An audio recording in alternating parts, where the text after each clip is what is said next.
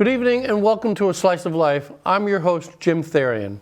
Tonight we're going to be covering, we're going to go back to another topic we covered early on in this program's history, and that is of trash. My guest tonight is Suzanne Thompson. She's a local environmental advocate, perhaps an environmental enthusiast would be a better term. Suzanne wears a number of hats, including co-leader of Pollinate Old Lyme. That's Old Lyme's Pollinator Pathway Initiative. As a founder of chief publicist and of Nix the Knotweed, a campaign to help people follow an organic control method for the invasive knotweed that we see growing along our roadsides and riverbanks. You might recognize her name from past articles in Harbor News or something called Zip 06. Suzanne is also a volunteer member of the Town of Old Lyme,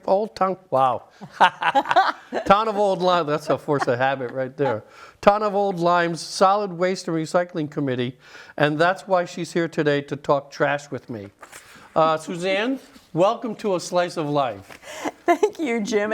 As I saw you at the old Saybrook transfer station a couple of Saturdays ago, we had a great time hanging out there. I really looked forward to doing this show with you. Well, thank you very much.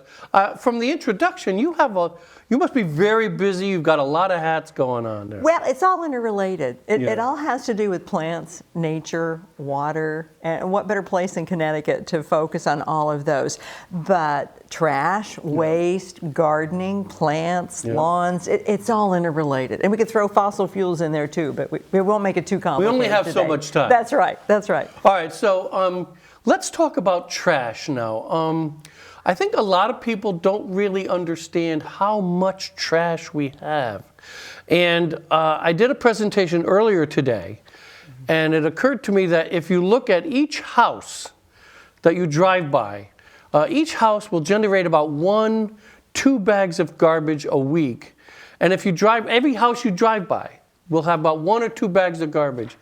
And it doesn't take long to realize those numbers are going, it's just an immense amount of trash we generate. Yeah, we generate a lot of stuff. We did a study in Old Lyme where we do have curbside pickup. We hide our bags in pretty blue and green bins, but there's still plenty of trash inside there.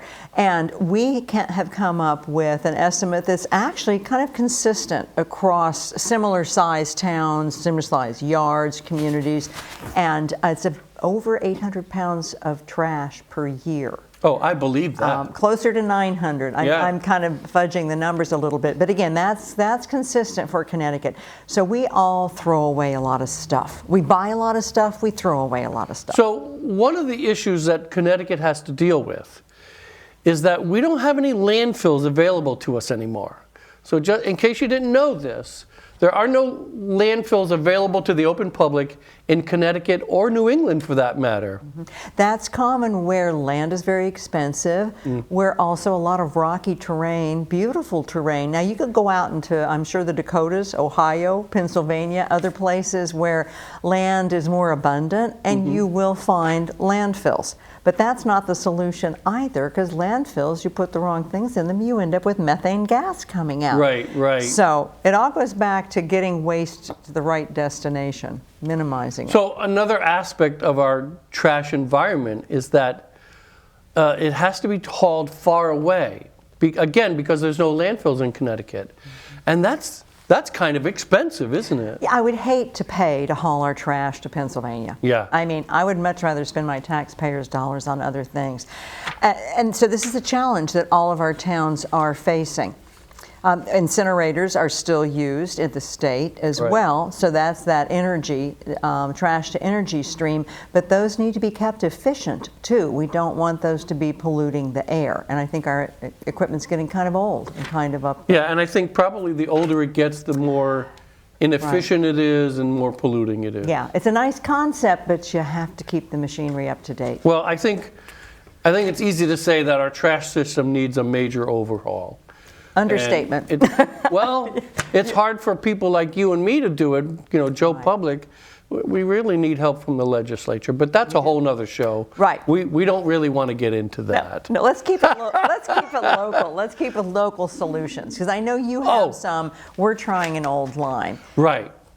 So What I want to do now is I want to go look at our video. And I want to apologize for this video, the first section of the video, because it's taken at the Old Saybrook trash plant, Old Saybrook, transfer station, and hopper number 2, where we throw our municipal trash. And the window's kind of dirty, and I wanted to be careful not to endanger the camera. So I took it through this dirty window. But I think you can tell, it's about an hour's worth of trash. And then the second portion is from a previous show. There's a lot of trash in that one too. So let's see the video, and we'll let it go. Okay, so here's, well, it's not really that bad. It's actually pretty good. Yeah, yeah. You said it's an hour. We're not going to watch trash for an hour. No. Okay. This is actually accelerated. It'll be about a minute and a half or so. But what you see here is about 2 hours, about 1 hour, and maybe 40 or 50 bags of trash.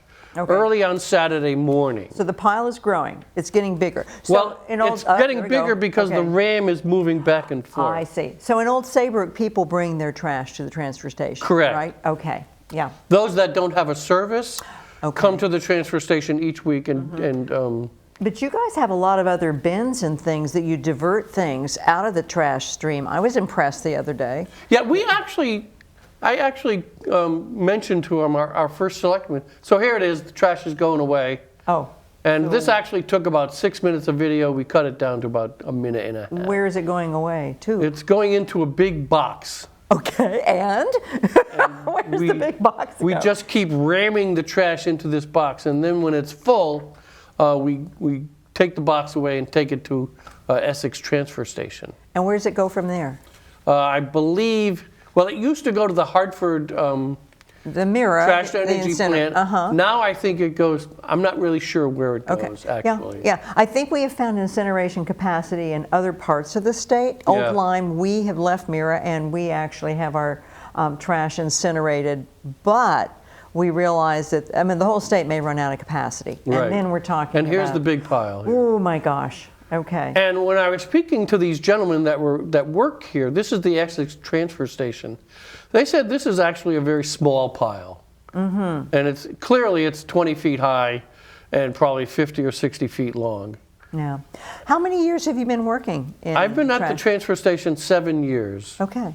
And unfortunately, this view that you see here is actually quite commonplace. Sure. And it doesn't repulse me at all, although some people it might. You know, so used to it. let's get down to why I brought you here today. Yes. There is valuable material in your basic trash stream. Let's talk about that for a little bit. Okay. So you recycle, we recycle. Correct. Okay. We have different colored bins. We flip the colors in Old Lyme. Blue is waste, where other towns blue is recycling. Green is the single stream recycling for us. The cardboard, the plastic, the glass, the aluminum. Yep. So we have those as curbside pickup. So we encourage people to recycle. I want to get into something called organic diversion. Okay. Which is a fancy trash term for table scraps, getting your table scraps out of your trash stream. Now that's important because table scraps is heavy. It's mostly water. Right. It's about 20%, according to Connecticut Deep, of our trash waste, if you weigh it, is 20 to 22% on average across Connecticut. That's things like banana peels, orange rinds, potato peels, carrots. In the summertime, you're talking watermelon rinds, which are very watery, corn husks, all those good summer foods. And not to mention the chicken carcass that's been picked clean. Right. So now, you're going full bore. You're going omnivore level. I, the gardener, look more at the veggies and stuff and say that's valuable compost. Right. And it weighs a lot too, and it's wet and it's icky. So I want to divert that. I want to use that at home in my garden. Right. What are you doing with the food waste? We just put it in a little container and bring it to the transfer station. So what's the transfer station doing with it? Well, that's a story, actually. I didn't tell you I was going to ask you so many questions. No. We have 4 barrels that we put, 4 55-gallon plastic barrels that we put organic matter into. And it takes about a week to fill up the 4 barrels. And then once... This is by people bringing it in themselves, dumping it in? Okay. Yep. And we can easily expand that, I believe. And we might be talking about that. But anyways, right, as it stands now, 4 barrels, 55 gallons a pop, and they weigh about 200, 250 pounds each. And what we used to do is bring it to a piggery, a pig farm over in Waterford, and which was a wonderful use. I think it's all very nutritious, very protein this and protein that. But then the pig farm wanted to charge us money, charge Old Saybrook money. And the reason why he wanted to charge us was because as per health code, before he can feed organic stuff like we get in our transfer station to the pigs, they have to sterilize it. Yes. And the sterilization costs money. Energy. And right. Yeah. And so the Public Works Director at that time did not want to pay the pig farmer. And so what we do now is we bring it up to our leaf dump and bury it. Okay. Can I tell you what we're trying to encourage? Oh, please do, Lyme? yes. So there's a real push in this state with Connecticut Deep is the idea to divert this 20% of the waste out of our waste stream. And they're encouraging different towns to try different programs, pilot programs. Right. So there are anaerobic digester companies. There are companies that collect in New Haven. There's a very successful company that is collecting, usually it's the scraps at the back end of the restaurant where you're peeling and prepping or the grocery store. Right. Because it's not been on someone's plate and they've not been eating it, then from that standpoint, from a human health and safety treatment standpoint, it's different than plate scraps. Oh. So you have to pay attention to public health codes and the requirements, what they require. Of course. But What is that? This is a compost bucket. My compost bucket bin from my house, I keep it underneath my sink, and it's metal, so it doesn't retain odors itself. Right. I put a little carbon filter in it. I was having trouble finding the carbon filters, the right size to go with this, because I've had it for years. I just ordered carbon filter filament sheets online that you would use in an air conditioner or something. Oh, yeah. And they work just fine. I just cut them in circles myself and I slide it in the hole. This sets here. So when you ordered that, it didn't come with the carbon filter? It came with about 5 carbon filters. Okay. And I replace the filter about once a month or so, but I just slide it back in there. So for those people who say it's going to smell, actually carbon filters work very well. No, it's not going to smell. Then you sell them fine plastic bags, but if in the grocery section, you know, you can also that's a good idea. You can also buy compostable bags that break down, but sometimes they break down before I use them. So I just tuck I just tuck this around here, got the lid, put my onion peels, all that kind of stuff. The garlic stem, garlic stem, broccoli stem, you know, all those kind of things you're not going to use. Typical kitchen scrap Typical kitchen stuff. I don't put any meat or chicken or anything like that in here. And then I just pull the bag out. I will dump this out into my garden compost bin, and then I have a dirty plastic bag that goes in the trash. But even if you're not a gardener, it still makes sense to compost. People say, well, I don't do that much gardening, Suzanne. I'm like, do you have banana peels? Do you have rose bushes? Throw the banana peels around the base of the rose bush. It has potassium, N, P, and K. You're not going to buy fertilizer to put on your roses. You just put some compost. So if you have any size of a yard, you can have a corner or an edge of it.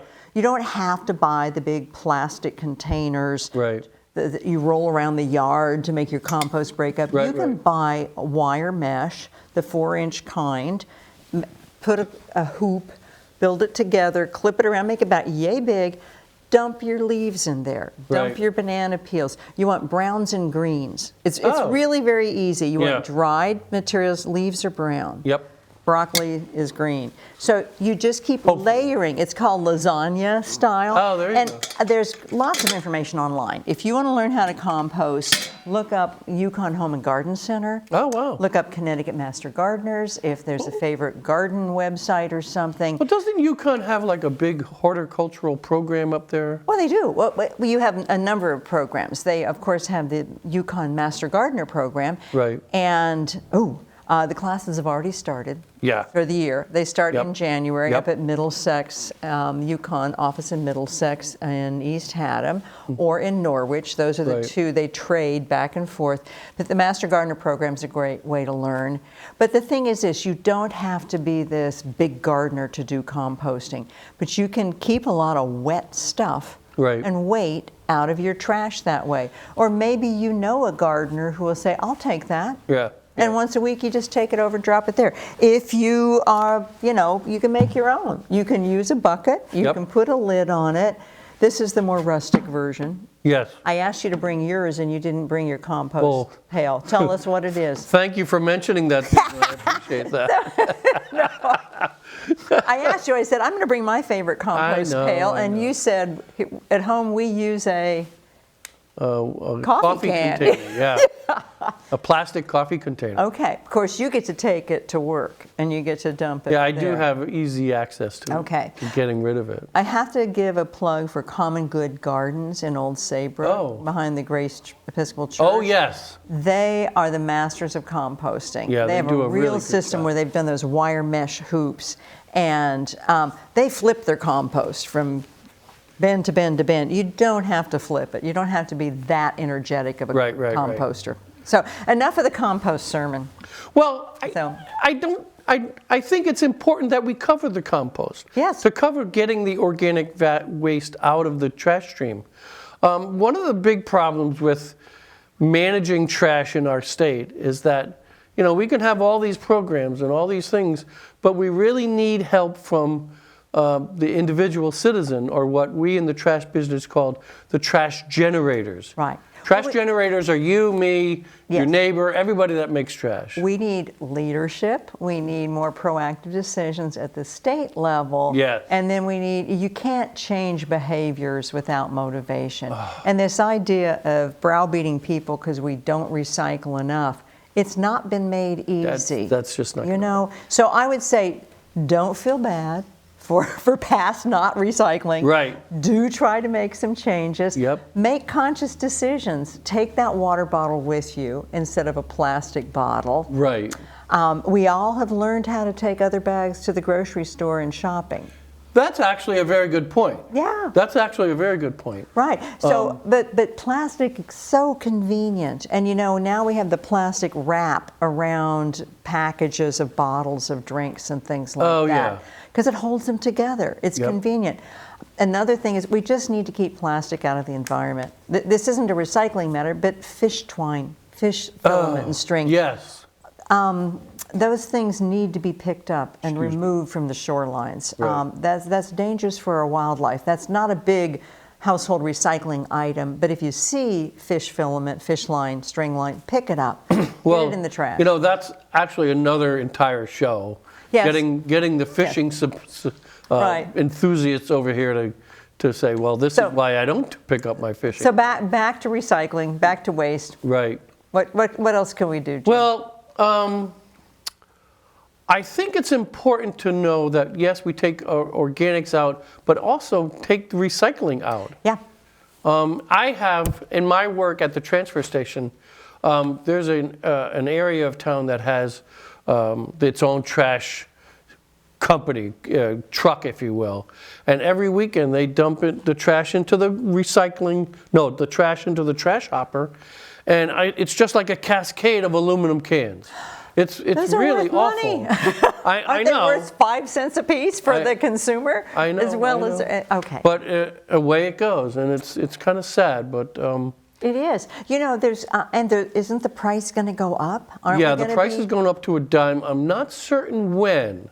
in coming months. But I think this you're gonna- year. I think you're going to see it. Yes, it's definitely this year. You're going to see a change because Yep. all of a sudden 10 cents matters instead of 5 cents. Yep. But I would encourage Yeah, people set them aside. If you don't want to take them in yourself to Right. get the 5 or 10 cents back, let's see if we can get schools or youth groups or other organizations to do can collections. Bring your cans in on a certain day. They can cash them in and get money for school programs. Actually, I have people on Saturday when I work at the transfer station, they'll bring me in bags of cans because they don't have time or they don't have the Right. inclination to Yeah. go to the machine and turn the cans in. And if I collect enough bags, I'll get about $25. Sure, And sure. So I think this goes back to positive behavior change, Right. realizing, that we have this American mentality that waste means abundance. Waste is wasteful. It's not abundant. It's squandering resources. Well, I'm very happy that you came on because you're getting a lot of trigger phrases here, and that's Well, excellent. That's good though. I live and breathe it. I grew up a Kansas farmer's daughter where Oh. we figured out how to reuse everything. Right. And the idea that you could, 5 cents to me for a can is probably more valuable than watching my investment portfolio, which is why I should, anyway, you can do both. Let's put it this way. You should do both. I should say my retirement. Well, actually, we need them. We need everybody to do both. Yeah. All right, so that's organic diversion, getting weight out of the trash. Right. It's going to cost less if you get the weight out. Right. You're right. Yes. Let's talk about this big Yes. box you have here. So the next thing, so then the question is, what do you do with your plastic bags? I actually get that question a lot at the So transfer the station. short answer is plastic bags break the conveyor belts of the single stream recycling conveyor belt systems that Right. we use here in Connecticut. They are a nuisance product. Right. And the dear people in Old Lyme who throw their recyclable cans away in a plastic bag Right. in the recycling bin, it's like, no, don't do that. So the Trex company, maker of decks and plastic chairs, mostly we hear of Trex decking. For years now, they have done the Trex Challenge largely with schools. They're expanding it to communities and groups. Plastic film is what Which is they interesting because need. before I started talking to you, I never heard, You hadn't heard of the this? Trex program. Oh my gosh! So if it stretches, put your thumb through the plastic. Yeah. If it stretches, like those grocery bags we don't use anymore, this can be turned into plastic decking. So I actually That's just incredible. it's incredible. But let's see if this one stretches. Yep. Oh no. Okay. rips. If it rips, that does not go. That goes in your trash. I'm going to put it in a Okay. bucket. Plastic tablecloths stretches. Oh, it and we get a goes. lot of those in the Yeah, summer. in the summer. Yeah. So when you're doing that picnic thing, Yep. those get. So then, where do you turn this stuff in? Usually, Big Y stores have a Trex collection box there, a plastic bag box. Yeah. And I'm not sure if Stop and Shops do or not, but the Trex program, you can go online, Trex, and look for Next Trex. But our schools and Old Lyme schools have been doing this for a number of years. We've Yeah. won some awards. We've won some plastic benches for the Now, schools. I have a question for you. Yes. This material, Yeah. is this the same material that boat wrap is made of? Yes. Really? And you'd have to check with the Connecticut Marine Trade Association Yeah. on that. There is a firm in Rhode Island, I think it's a nonprofit organization, that wants to collect plastic films for boats. Oh. There may be some cost involved, but Uh-oh. that is something that the marine industry really needs to get on top of. Yes. Because they're the ones doing the plastic shrink wrapping of the boats. every spring, and we're just a few Right. months away now because Right. this is January 2023. Every spring at the transfer station, we get this boat wrap coming Yep. in. It's all clean. Right. It's all just a beautiful chunk of plastic. It's fossil it just fuels. kills me to It throw ought it to be away. It's right. awful. Don't throw it away. We'll talk because we need to figure out the solution to this, especially in a I coastal agree. town. I agree. So back to the Trex. If you go online, you can see what goes in there. It's basically the liner on your newspaper. If anybody's, I do my newspaper online. All If right. you have your shirts dry cleaned, it's that plastic bag over those. If it crinkles, like you get salads and stuff in crinkly plastic, no. If it's plastic that has any meat or cheese on it, no. No. That's going to go in the trash. But all this other plastic, and especially the shrink wrap around cases of Yes. sodas and drinks and Yep. things. So if you want to come over to Old Lyme, you can drop your clean, dry plastics off. We have a bin in our town hall. We have a bin at the Phoebe Griffin Noyes Public Library, at our Lyme's Youth Services. Right. Or if you know any kids, any moms, kids in the school system, say, hey, you want our plastic film? Because we want to win more awards.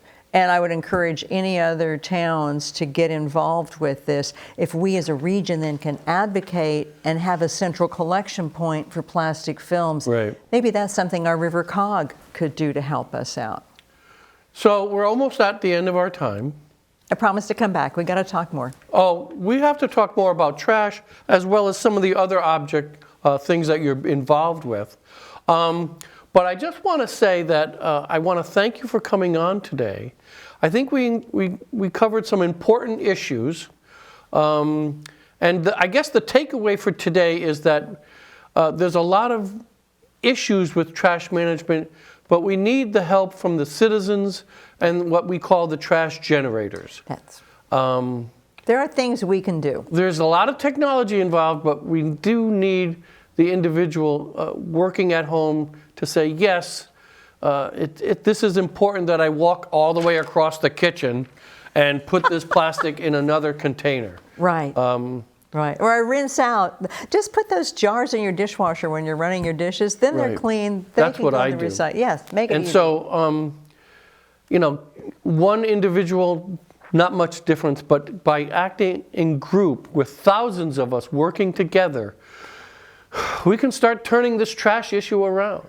And we need the help of the citizens and people like you.